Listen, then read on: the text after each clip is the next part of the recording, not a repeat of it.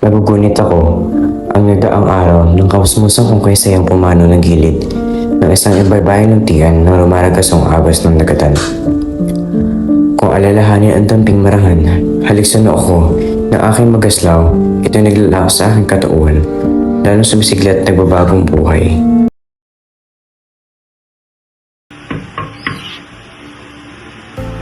May laking pagtitipon. Sino kaya ang nagmamayari nito? Naturalmente, si Don Santiago ay napakayaman. Hindi na niya alalahanin ang gumasta ng labis. Hanggang ngayon, hindi ko mawari bakit nila napagsagot ko mula sa pumalit sa akin. Grabe nang iyaan ng mga mamamayan ng Shai Lumisan. 20 taon ako sa San Diego at kilala ko ang mga mamamayan mula ulo hanggang paa. Subalit nung ako umalis, bilang lamang sa mga pamilya ang lumuha para sa akin. Naniniwala ka ba? Naniniwala ako. Naniniwala ako sobrang mapangwalang bahala ng mga inyo. Kaya na lang ako nakasulat sa Ebanghelyo. Pagpauman ng pagiging nakasulat. Ikaw ayaw mo walang bahala ng matulito? O baka naman isinasawalan lang ninyo ang mga kapintasan nila dahil nais ko nila pagtakpan sa sarili ninyo ng Edward. Sus, hindi lamang yan. Kung nalaman ninyo, sige na ang Hindi po ba kayo siyan sa dalampang taon niyo sa Sandero? Hindi ba't para sa ikabubuti rin ng bayan kaya't kayo ay umihi ko? Hindi kinukonsinti ng gobyerno ng mga ere.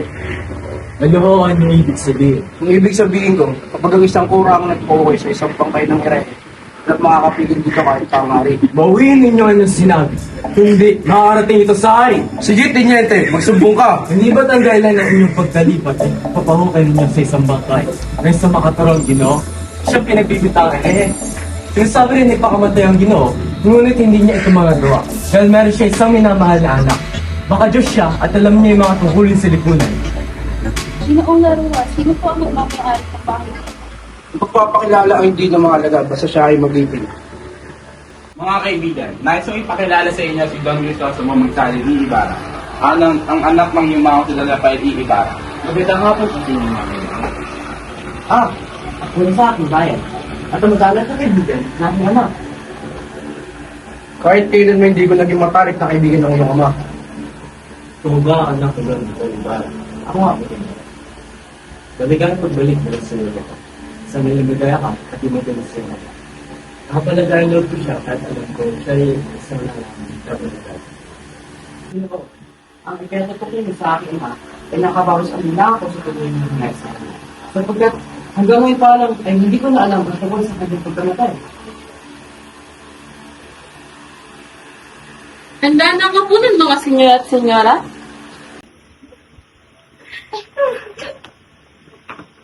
Kuya, wala ka bang mata? Dalawang higit na malinaw kaysa sa inyo, Gino. Ngunit pinagmamasdan ko lamang iyong magarang buhok. Alam kong maganda ako, ngunit hindi ibig sabihin kaya mo natapakan ang mamahaling saya ko.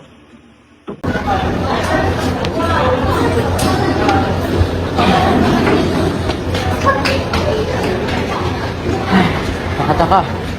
Halos walang pagbabago ang Manila simula nung umalis ako batong Europa. Nalulungkot ko dahil walang pagbabago ang mga taon at di man lang napalitan ng mga tabakador. Iingat kayo, Gino.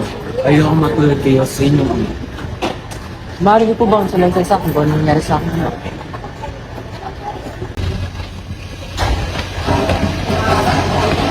Sa hotel, Lala. Wala siguro sariling bait ng taong ito. Gandang umaga. Baby babu! Baby babu!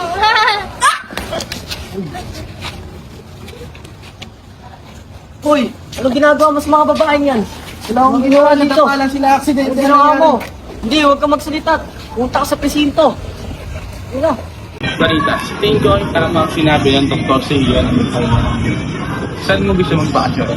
Sa Malabon, San Diego. Kasama ka ng Tia Isabel mo doon. Pag nakuha mo na ang kailangan mo, magpungo kayo sa Malabon. Wala na ang inong pagpulit. Bago na ang muna natin doon. Sa tingin ko, mas makakabuti kay Maria Clara na magpakasyon sa Sandero. Maganda ang bahay natin doon at nalalapit na ang kapistahan. Yan na pala si Chasta. Ito ako kayo po kami ng Tiago. Andiyan po ba si Maria?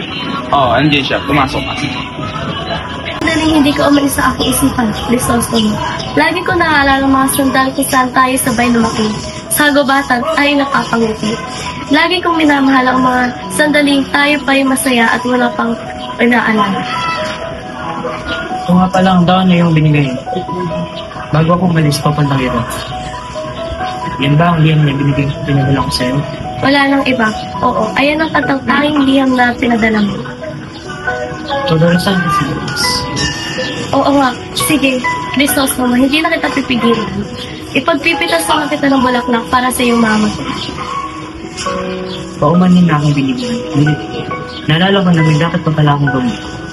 Paalam akong binigyan. Gabayan ka ng walong Panginoong may kapal. Tingnan mo nagagawa ng pag-ibig, Tia Isabel. Oo nga, Tiago. Kaya napakatamis talaga ng pag-ibig.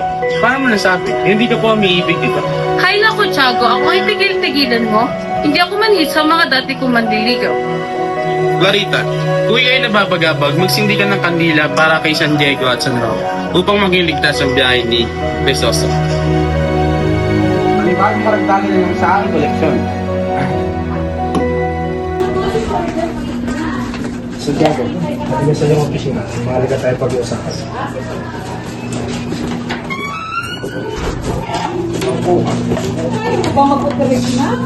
Hindi sana mangyayari ang mga ito kung naging madalas lamang ang paghingi ng payo ng anak ko sa kanya ninong.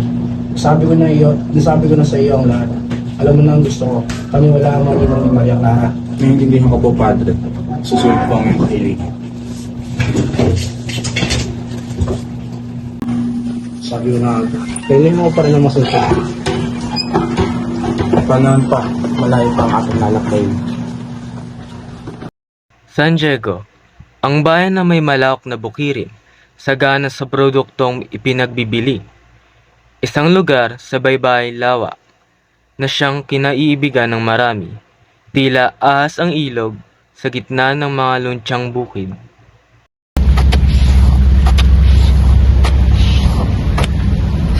Ayoko na. Sa ibang lugar na lang tayo magukay. Sariwa pa ito. Napakasalan mo naman. Bahay ako kahit saan. Hindi ko na matatagalan ito. May dugo pa.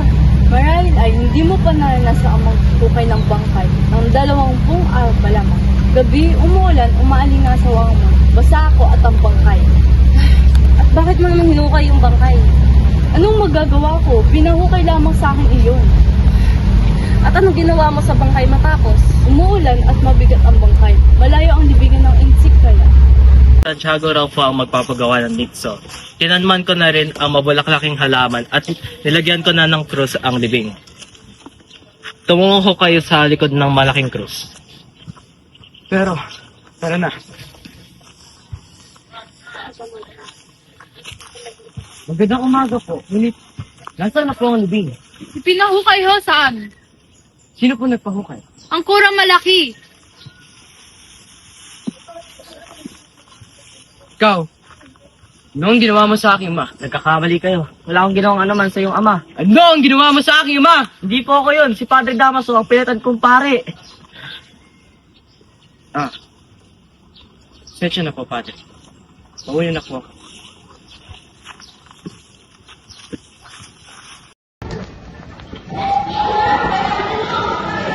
Uwi na mga bata. Saka kung ipinaghanda kayo ng nanay niyo na masasarap na pagkain. Ay pupunit pa rin sa isang gino. Alas 8 ng gabi pa po dito. Para po ay mga sweldo namin para may maibigay na sa nanay. Saan kayo patungo?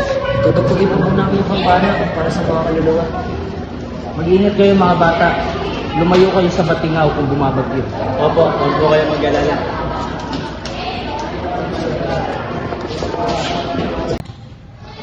Basilio, mali ang pagtutumo ng kampana. Dahil siya ay magbabayad ka ng kalahati at mamaya alas 6 ka pa makakauwi. At ikaw, Crispin, hindi ka makakauwi ang gabi. Hinitaw mo ang iyong ninakaw. Kuya! Huwag mo iwan dito! Babalik nila ako dito! Bitawan mo ako! Bitawan mo ako! Bitawan mo ako! Bitawan mo ako!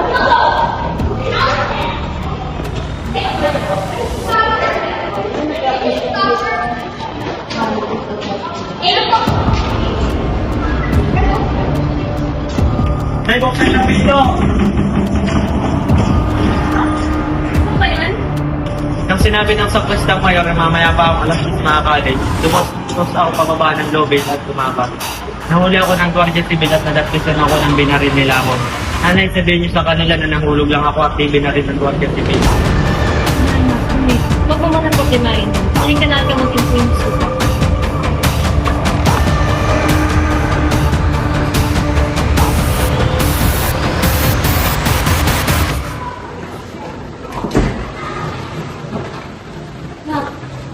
Ba't talaga naiwan sa gusto? Pinagbigyan si Crispin naglakaw ng ginto. Ano? Pinagbibintaan si Crispin? Pinagbibintaan si Crispin sapagkat tayo may hirap. At ang mga duka nila siya nagtitiis. Ikaw ang Crispin. Huwag ka mag-aalala. Kakausapin ko sa Kristong Mayor bukas na. Ano ko na ba? May kanan na rin yung pag-iis. Wala po ako gana kumain, inumin na lang po. Oo. Wala akong din sa pag-iis. Maganda ako rin sulat natin sa iyo. Pero, dumating ang ating Sinakbaka po ay. Oo, dumating siya. Alam mo ba ito ng mga ama niyo? Nais na tayong makita. Totoo lamang siya kanina kayo. Na parami ng akin. Hindi po ba mas ikakabuti natin kung tayong tatlo na lamang nila Crispin ang may sama-sama? Sinasaktan niya lang po tayo na eh. Pamanhin ko, ngunit hindi po ako naniniwala sa mga sinasabi niya tungkol sa kanya. Matulog na lamang pa yun. Huwag mo na natin siya pag-usapan. Crispin! Crispin! Ina? Ano nangyari sa'yo? Kung ano ka muna? Dito lang natin. Ano nga? Nay, ayaw naman sa Kristanay. Masasaktan lang kami doon. Sundin niyo na po bukas si Crispin sa kumbento at kunin ang aking uling sweldo. Ayoko na po. Diyos ko. Sa bulwagan, sa tribunal, mayroong isang malaking mesa kung saan nakaupo ang dalawang partido. Matatanda na ang mga miyembro ng Partidong Konservador at kabataan naman sa Partidong Liberal. Nakapagdududa ang kinikilos ng kapitan. Abay malapit ng kaistahan, ngunit hindi niya pa rin nagawang ungkitin ang patungkol rito. Siya ay nasa kumpleto at hindi ko at kausap ang kura. Hindi siya makakarating dahil siya ay may sakit. Hindi bali, handa na tayo. Basta wag lang sila sumanayon sa gusto ng matatanda. Palagay ko hindi ito sa sang-ayunan sapagkat ako ang maghaharap sa kanilang plano. Hindi ko man nais manuhan yung pinaparating Ginoo. Makinig kayo, nakasalubong ko kanina ang tandang Tasyo at siya ay may sinabi sa akin. Ano po yun? Lumapit kayo. Patakbong umuwi si Sisa na takot na takot. Nakita niya na nakasabit ang dalawang helmet ng dalawang Guardia Civil sa isang bakod. Nakita niyang papalis na ang mga Guardia Civil na dala ang pinatataba niyang inahin. Nagpatuloy lamang siya sa paglalakad. Crispin! Nasaan ka na? Umuwi ka na, anak ko!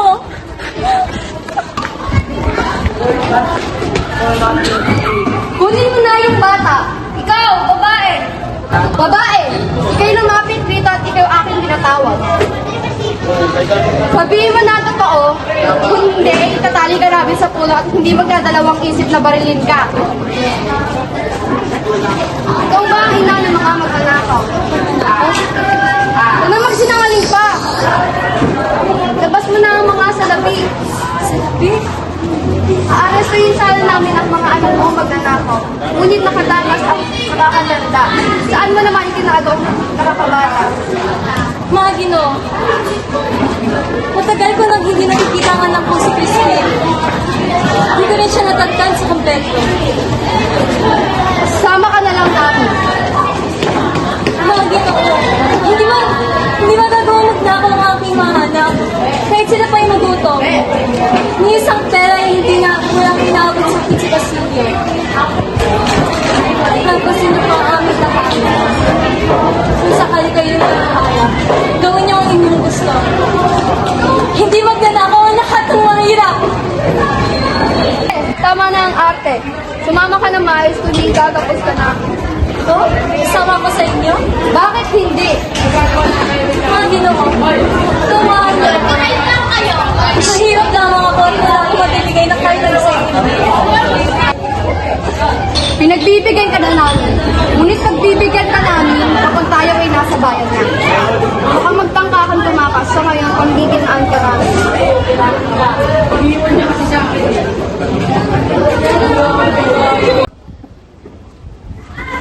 Saan niyo siya nahuli? Inalabas niya na ba ang kwarta?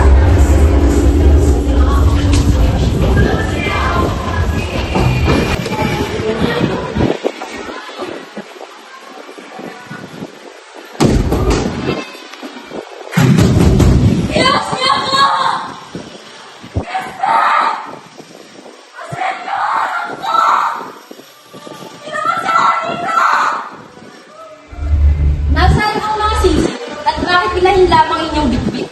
Nasaan ang sarheto?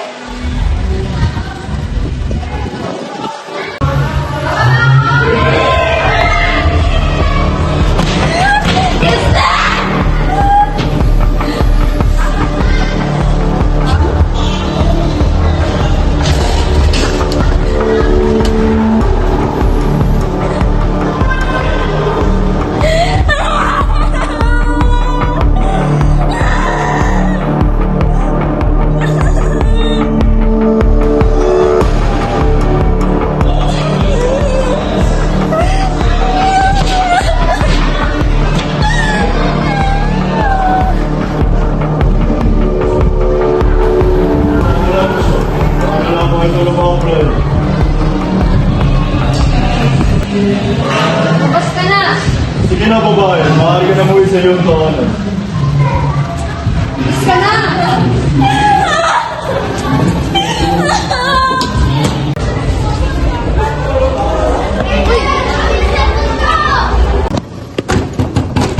Tasyo! Nandiyan na ang aking mga anak! Nasaan sila? Christine! Basilio! Nasaan na yung mga anak ko? Puno! Nakita mo ang aking anak? Hindi! Nasaan sila? Langit! Nakita mo ba ang aking anak? Kinuha mo ba sila? Ibalik mo sila! Christine! Basilio!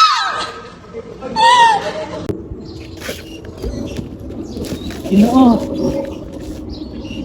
Sino po ba kayo? Hindi niyo po ako kilala. Ngunit 2 araw na po ako naghihintay sa inyo. Sa anong padahilan? Ayaw po nila akong tulungan dahil masama raw akong tao. Pero kailangan ko po ay yung tulong.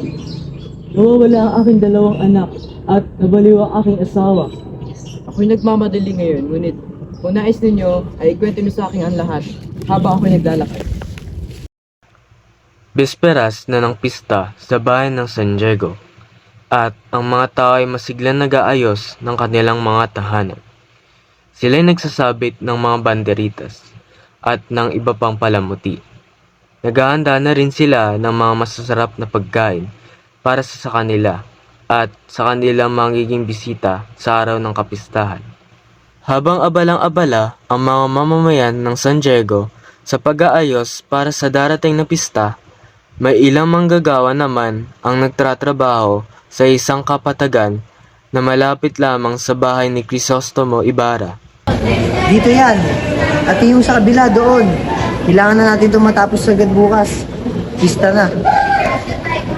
Ano ba ang ating tatayo dito? Hindi mo ba alam? Bueno, ang itatayo dito ay isang eskwelahan.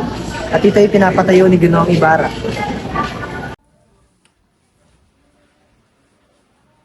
Ama, si Crisostomo pala. Halikat mga po kayo. Crisostomo, baka hindi na lamang San Francisco ang ipangalan mo sa iyong ipapatayong paaral. Clarita, nandiyan na ang iyong mga kaibigan. Ama, kami mamamasyal lamang. Bakit hindi na lang kayo makisali sa amin? Marami tayong handa dito. Isang mo ang iyong mga kaibigan. Pasensya na po, ngunit ako ay tatampa. May mga bagay pa po akong dapat asiksuin. Sige. Siya, mauna na po kami. Tingnan mo ang dalagang iyon. Sino sa kanila? Yung nasa gitna. Kakaiba. Di ba siya ang pinagpala? Napakaganda niya! Hala, tunay ang inyong sinabi. Sobrang ganda niya.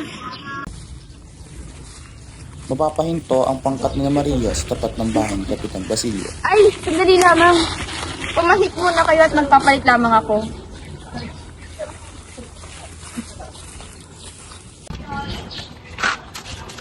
Padre Sevilla, sinasabi ko naman sa'yo, mas mataas ang aking level sa pagsalita at pananerman kumpara ng iyo at kay Padre Martin. Walang duda, Padre Damaso. Ipagpaumanhin mo ako kung ako ay nagduda sa iyo. O siya, patuloy ko ng aking pananerman. Sinasabi ko naman sa inyo, huwag niyo akong simulan sa mga lecheng Indio na yan. Pagsasama-samahin natin ang kanilang mga kasalanan, abutin tayo ng daang-daang taon upang matapos lang ito. Anak tayo ng Diyos, kailangan maging matapang at mabuti tayo. Padre Damaso, hindi ba napakatagal ng iyong pag-sermon? Maaari bang tapusin natin to? Ngunit lahat na nakikinig sa iyo ay naantok na. Isang araw sa lugar na konstruksyon ni Don Crisostomo Ibarra. At habang siya ay nagmamasid ay napansin niya nag-uusap sa Don Juan at ang madilaw na tao.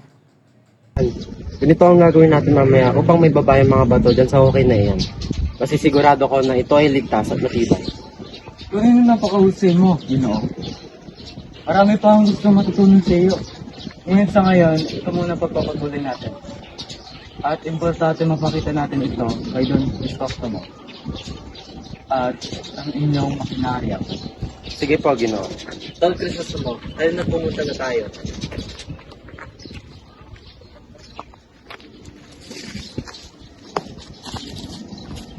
Patay na, Don Juan.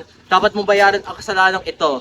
Ikaw ang nakasamamahal sa proyektong ito, kaya't ikaw ang magbayad sa aksidenteng ito. Ginoo, hayaan niyo na si Don Juan. Total ako naman ang namamahala sa parang pinapatayong ito. Ako na ang bahala kay Don Juan sa kanyang mga tauhan. Pagpaumanhin niyo po ang galit ko, Don Ibarra. Tama po kayo. Ikaw na po ang bahala. Pagpaumanhin po muli. Pagtapos sa pangyayaring iyon at pagtapos din mga pagpalit ni Ibarra, ay muli nagkausap si Crisostomo at si Elias. Magandang hapon, Ginoo. Kinagagala ko na yung nakita ko magaling.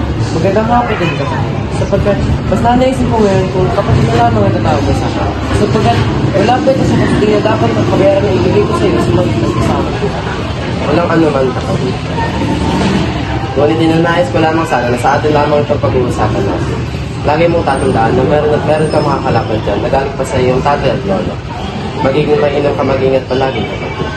Ngunit, kailangan ko na umalis na. Marami pa ang gusto kong pausap sa iyo dyan. Paalam, kapatid. Oo nga naman. Masyado siyang maagas. Mainitin ang ulo. Wala tayong magagawa. Walang makapigil dito ng Crisostomo sa protection na walang kinakatakutan. Siya ang ipunghad ng lumisan ng kanyang sariling kamay upang maprotekta ng kanyang dignidad ng kanyang ama. Ang anak tunay na lalaki. Sa akin naman palagay, ay naghihintay lamang si Don Crisostomo na siya'y kampihan at tulungan ng taong bayan upang makabawas sa tulong na kanyang binigay. Ngunit masyadong takot ang mga tao dito dahil ang Riley ang laging tama sa bayan na ito. Tama ko po dyan, Don Filipo. Hindi mo nakakausapin si Crisostomo. Maliwanag ba? Kahit anong sabihin mo, hindi ko susundin yan. Mahal ko si Crisostomo. Ako ang ama mo. At ako ang susundin mo. Walang aalis sa pamamahay na to. Aalis sa mamamaya dahil kailangan ako sa kumbento. Huwag ka na mag-alala, anak. Upang gagawa tayo ng paraan para mapatawad din na si Ibarra. Oo nga, Maria Clara. At ako ang gagawa ng paraan upang magkita ulit kayo ni Crisostomo. Sabi ng mga praile, hindi tutuloy ang pag-iisang dibdib mo kay Crisostomo. At hindi rin natin mabayaran ang utang natin doon. Tiago, hindi ako papayag. Meron akong magaling na kamag-anak sa ibang bansa at ayun na lamang ang papalit sa iyo bilang iyong mapapangasawa. Hanapin niyo si Ibarra ngayon din. Yan nais ko siya makausap. Sige na.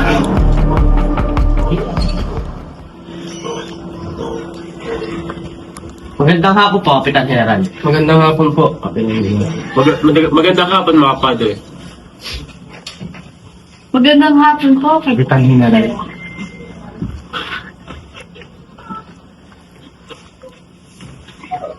Magandang hapon din. Kung di na nagkakamali ikaw si Maria Clara. Ang nagpapasalamat sa'yo dahil kung di dahil sa'yo, wala nang buhay si Padre Damaso. Mawalang galang ko, Kapitan General. Andito na po si Don Crisostomo at na po siya yung makipag-usap sa inyo. Papasukan mo din siya ngayon din. Sinyo, pinapaalala ko lang sa inyo na siya isang kabalgado. Sabi nila na kay Padre Damaso na kinakamusta ka siya at dapat gumaling na siya. Sherpagis las puertas. No tenía nandiyan. Si, senyorita.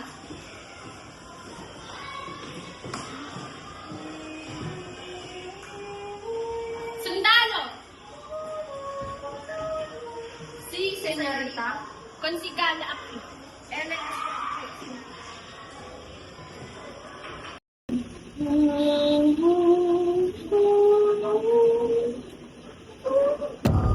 Mga Ginoo! Mga Ginoo, saan niyo ako dadalhin? Saglit lamang po, mga Ginoo!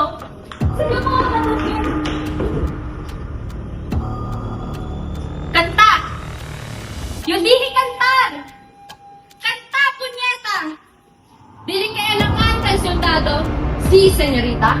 Binibini kumanta ka na para mabawasan na ang iyong hirap at sakit.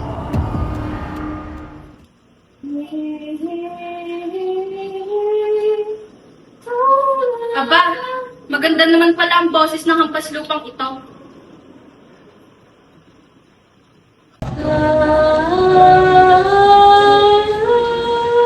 Maldisyon! Sally! Ahora!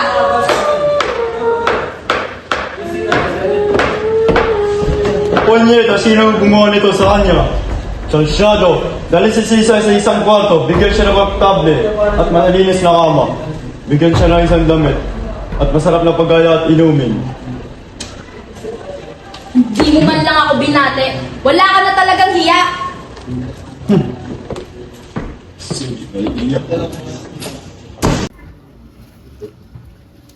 Diyan na pala ang pamilya Espadana. Sa wakas ay magagamot na ang aking anak. Magandang hapon, Padre Salvi. Sila nga pala ang pamilya Linares. Ang nais yung makaisang dibdib ng aking anak. Kapitan, hindi ka ba nag-asawa sa mga bayang ito? Walang-wala to sa Pilipinas at Europa. Maaaring tama ka, Donya. Ngunit, ako'y masaya na dito naninirahan dahil kahit ganito sa San Diego ay maraming nangyayaring masaya. At kamakailan lang ay dumalaw dito ang Kapitan General. Ha? Ang Kapitan General, sigurado ka ba sa mga pinagsasabi mo, Kapitan? Tama ka dyan, Victorina. Tama ang sinasabi ko. Kamakailan lang ay dumalaw ang Kapitan General dito sa San Diego at dito pasok mismo sa bahay ko. Ah, ganun ba? Eh sayang, sana mas maagang nagkasakit si Clarita. Nasaan na ba si Clarita? Siya, samahan ko kayo dito.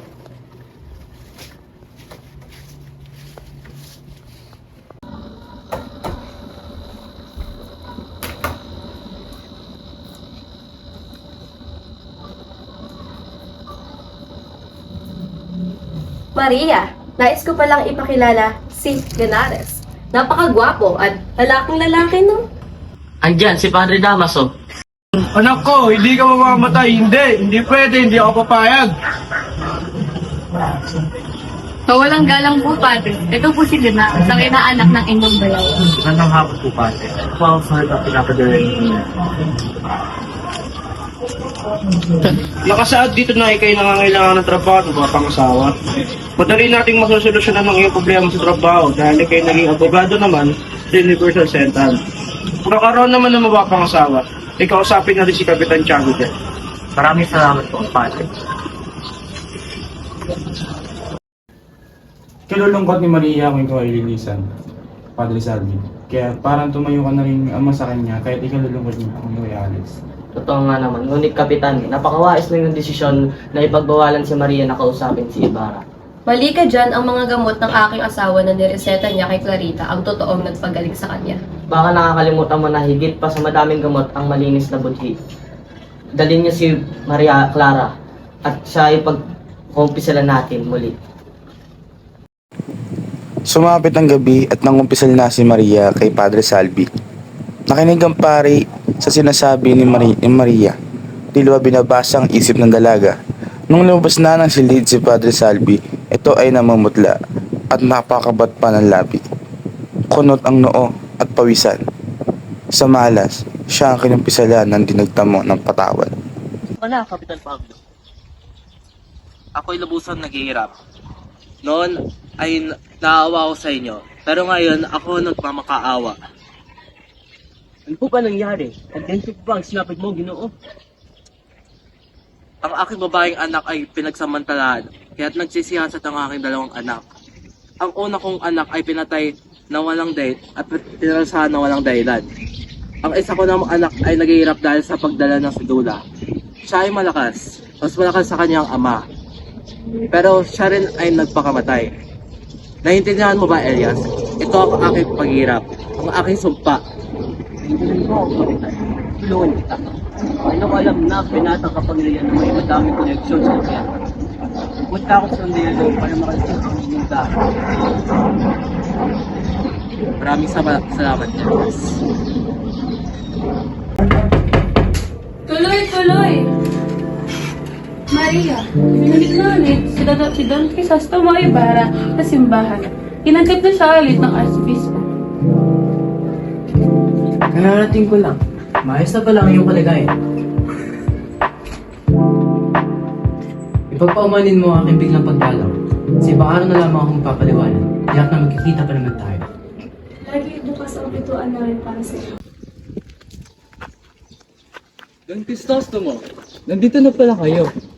Kanina ka pa naman hinihintay. Isang metro na ang taas. Sino po ba makita?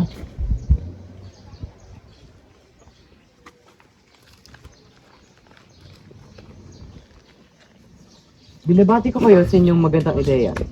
Napakahusay mo isang arkitekto. At bago ko nga pala makalimutan, nais kong malaman na lahat na ako ay hindi Escobugaldo. Hindi naman po kami naniniwala sa ganyang bagay. Lahat naman kami ay kumilyado. Pati na din si Padre Damaso. At paano nangyari iyon? Noong nakarang taon, tinugbog siya ng kanyang kapwang pari.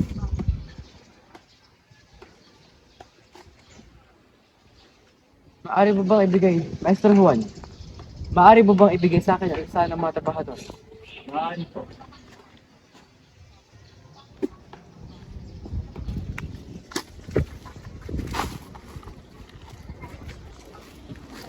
Ginoo, kung maaari ko po sana kayong maabalan ng ilang oras. May kailangan po akong sabihin sa inyong importante.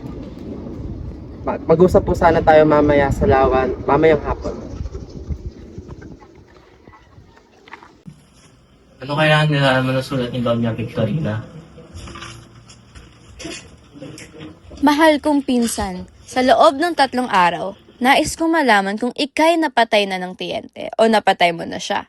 Kapag hindi mo siya hinamon ng duelo, ipagtatapat ko kay Don Santiago na hindi ka talaga naging tunay na kalihim ng punong ministro at lahat pa ng pagpapanggap mo. Ngunit kapag hinamon mo siya sa isang duelo, nangako akong ibibigay ko sa iyo lahat ng iyong gusto. Ayoko ng kung anong-anong pagdadahilan. Ang nagmamahal mong pinsan, Victorina de los Reyes de Espandana. Ngunit, paano? Paano kung maihinta ang ulo niya? Paano kung ang kanyang asawa ang aking matagpuan? At sino ang maging alalay ko sa duelo? Bakit ba ako nagpapautos sa sa hayop na babaeng iyon?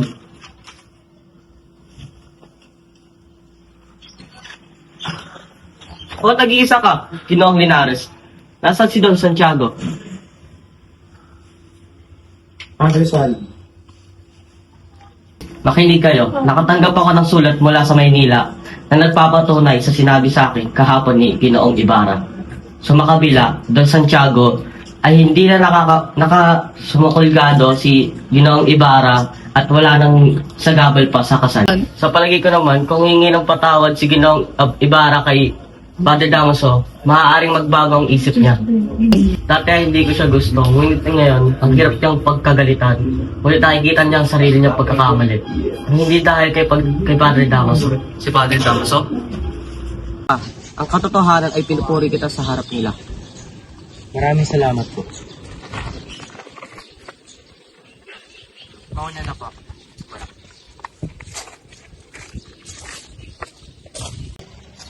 Sinang? Ay, Don Crisostomo. Saan ka ba nagsuot maghapon? Dapatin mo nga ako. Nilit ba sa akin si Maria? Ewan ko. Pero sabi niya, mas nakakabuti daw kung kalimutan mo na lamang. Sabay lang. Gusto nga siya ipakasal ni Padre Damas at saka Kapitan Salvi sa isang binata. Pero hanggang ngayon, ay hindi pa rin sigurado ang kanyang sagot. Sabi niya nga rin kanina, baka meron ka na daw bagong dalagang nililigawan. Maaari mo ba akong bigyan ng pabor? Pwede bang pakisabi kay Maria na o pwede kami mag-usap na kaming dalawa lang? Ay, mukhang malabo ang iyong gusto. Pero huwag ka mag-alala, makakarating sa kanya. At kailan ko naman makakasahan ang sagot dito? Bukas, pumunta po kami sa aming bahay. Sabihin ko po sa inyo yung sagot.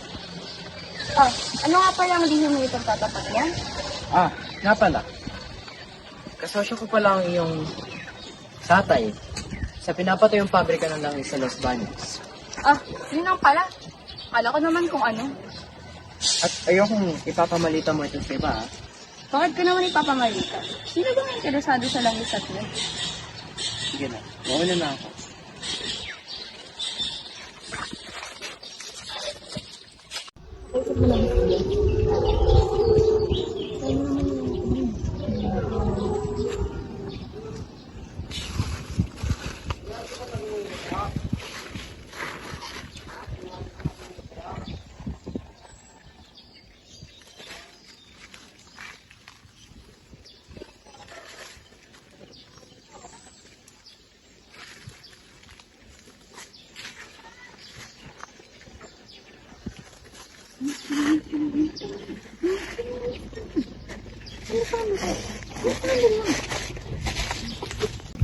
Ang ginaw.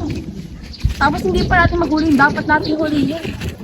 Wala na kasing lumalabas sa kali ng hapon. Naiinis na ako Ako rin.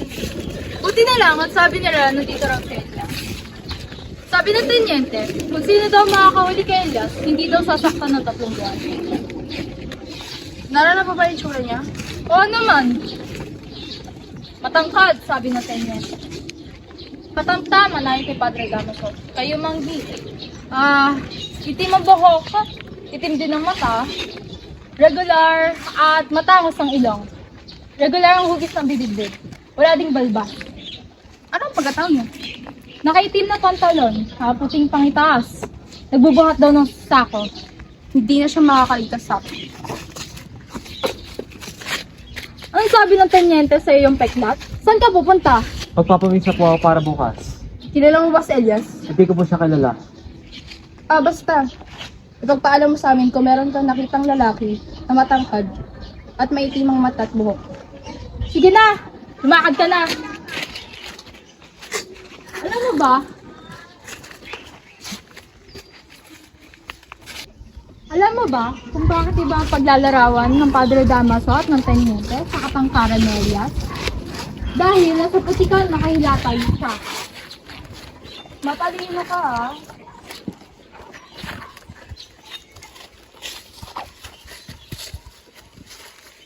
Ikaw, saan ka pupunta?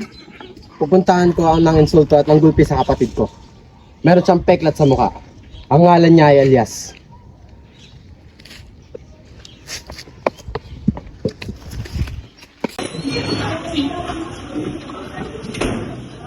Masyado na pong laganap ang nangyaring pag-ilaw sa sementeryo. Narinig ko. Siya nga pala, pumayag na po ang alkalde na pagbitiwan ko ang aking tungkulin. Niniwala ko na pag binitawan mo ang iyong patungkulan ay hindi ka nararapat at namamanahon. Tandaan na isang pinuno ay hindi iniiwan ng kanyang mga tauhan, lalo na kapag may digmaan. Paumanin po, ngunit buo na po ang aking desisyon. Sigurado po ba kayo hindi nyo kailangan ng gamot? Mukhang malaba na po ang iyong karamdaman. Hindi na kailangan ng gamot ang isang tao malapit ng liumao. Ngunit mas kailangan pa nito ang mga taong maiiwanan. Filipo, maaari mo bang sabihin kay Don Crisostomo na makipagkita sa akin ng ilang araw? Wala naman pong problema. Ito po ay makakarating sa kanya. Maraming salamat. Sige po, mauna na po ako.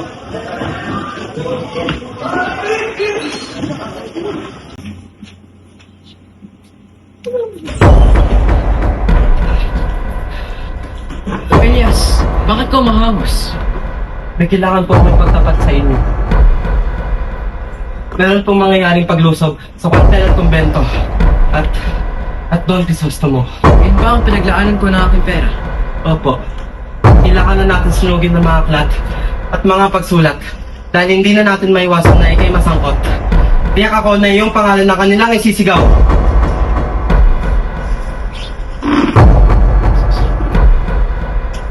Eka, ako yung samahan at may kulang tayo.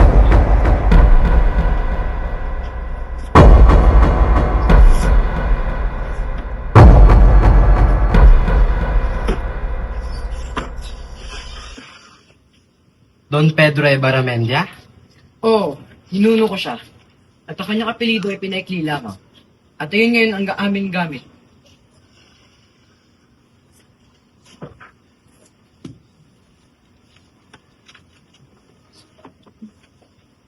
Mauna na ako. Maria, kumain ka na ba? Wala po akong gana. Halika na dito, tumugtog na tayo.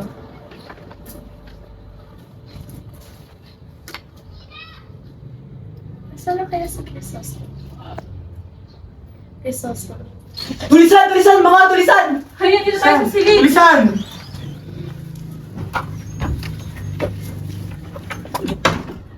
Kaya daw nalaman po na aking kabayo. Masusunod po, Ginoo. Crisostomo! Crisostomo Ibarra! Mama ka sa amin, halika! Kasi ang nangyari. May mga nagsasabing si Kapitan Pablo raw ang namuna sa pagsalakay. Sabi sa akin ay may balak daw itanan si Don Crisostomo ang kanyang kasintahan dahil ipapakasal ito sa iba. Kaya ayon, pati simbahan ay may galit siya. Pinigilan lamang ng mga Guardia Civil sa tulong ni Kapitan Tiago. Uy, alam ba ninyo, may nakita isang lalaki na kabitin sa ilalim ng isang puno. May peklat yung kanyang muka. Tadantasyo! Tadantasyo! Tadantasyo! Kung babaril si Ibarra, nararapat lang yun sa kanya dahil isa siyang pilibustero. Kung ano man ang mangyari, isang bagay lamang ang malinaw. Ipagkakaisang dibdib ko si Maria at Linares at magpapagawa ko ng isang malaking pista. Kung hindi ba naman napakatang ni Maria, hindi ba niya alam na pera lamang habol sa kanya ni Linares? Siya ay hindi tanga ngunit may paninindigan. Mahal niya si Don Crisostomo, kaya mas pipiliin niyang ikasal kay Linares kaysa malagay sa peligro si Don Crisostomo. Crisostomo! Maria, akala ko hindi ko na makita pa, uli ikaw. Ikamamatay ko ang kalungkutan na aking nadarama. Mas malala aking nadarama. Crisostomo. Tahan na, Maria. Nandito naman ako. Wala ka lang dapat ikatakot. Crisostomo, ayoko pakasalan si Linares. Ginagawa ko lamang ito alang-alang sa aking dalawang ama at sa nanay kong pumanaw. Pero ikaw lang ang tanging kong minamahal. Ikaw lang at wala na iba.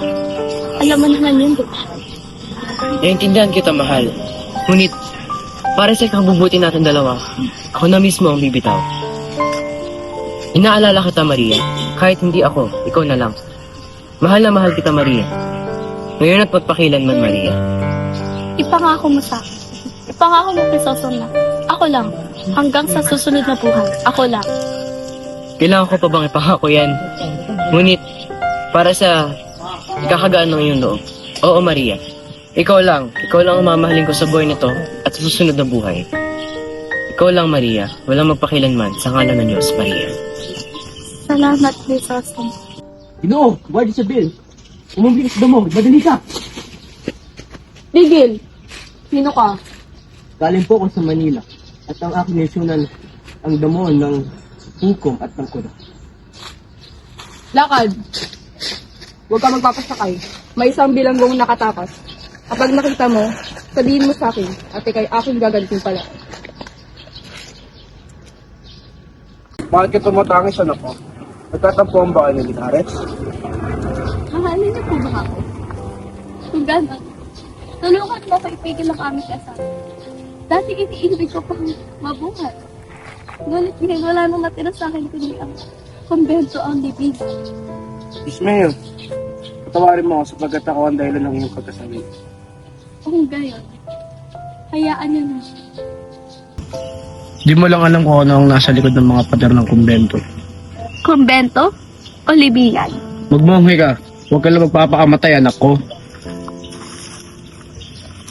Dalawang buwan na simula nakita ka namin duguan. Akala namin di ka na mabubuhay.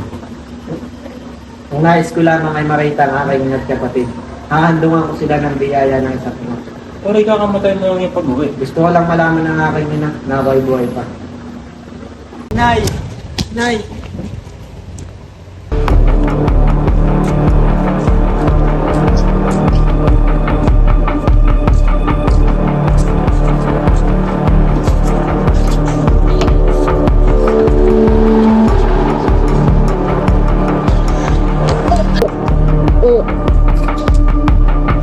Basilio? Basilio! Anak? Anak! Ano nangyari sa'yo? Sino gumawa nito? Anak! Manising ka! Anak! Basilio! Basilio! Anak ko! Kami mga general, una ng balita, si Alice hindi pa patay. Siya namumulit pag-alsagan sa nanakaw pero gusto. Mierda! Di ba sinabi ko na? Kung si Don Crisosto mo, mapadala kayo ng mga sundalo sa San Diego kayo na! Mga senyor, mga alkade, mga diputa, galit na kami doon. Kunin si Alias ang siguraduhin ang isang bukit sa Sinomay, Roa. Yes! Bakit pa tayo tumalon? Maaari na naman tayo magpakita sa kanila matapos ang kagulong ito. Sana inarap na natin ating kapalaran na parang tunay na lalaki. Kapatid, ano ba naman? Mas gusto mo ba na mamatay na walang awa? O mas gusto mo ba na patayin natin sila? Ano ang iyong pinagsasabi, Elias? Tulungan mo ko at magkasama natin na lugupin ng San Diego. Di maaari, Elias. Mali na ang iyong mga pinaggagawa. Isip ka ng diretsyo at isip ka na mabuti. Ikaw lamang ay nabubulag. Hindi, Elias. Ikaw ang nabubulag. Akala ko pa naman ay mapapagkatiwalaan kita. Bunyeta! Akala ko naman ikaw pa di pagkatulaan. Pero nagkamali pala ako. Tama na, Elias. Tama na. Tapos mo ko iwan si Ere sapagkat mali na ang iyong mga ginagawa. Mali na ako. Kailangan ko paganti ang ating kababayan o sa ligay na ito ang aking kababayan. Sumunod ka na sa mga putang Espanyol mo. Gusto na, Elias. Gusto na. Baka makalimutan mo. Mga nino mo umubos sa pamilya ko.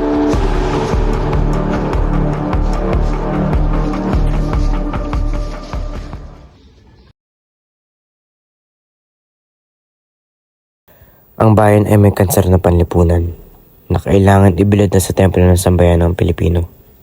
At sa hangganang ito, bala kong itala ng tapat ang iyong kalagayan.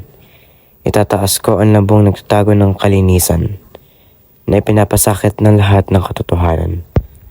Maging ang pag-ibig sa sarili. Sapagkat bilang anak, talos ako man ay may sariling pagkukulang at kahinaan. Ang angklat ay nagkaharaw ng mga bagay na ngayon lamang magsisiwalat. Napakasela ng mga ito, kaya kung sino man ay walang sumalang. Pinagsikapan ko isagawa ang ayaw ng isagawa ng iba. Sinikap kong sagutin ang paghamak na sa loob ng daang taon ay naitambak sa atin at sa ating lupang sinilangan.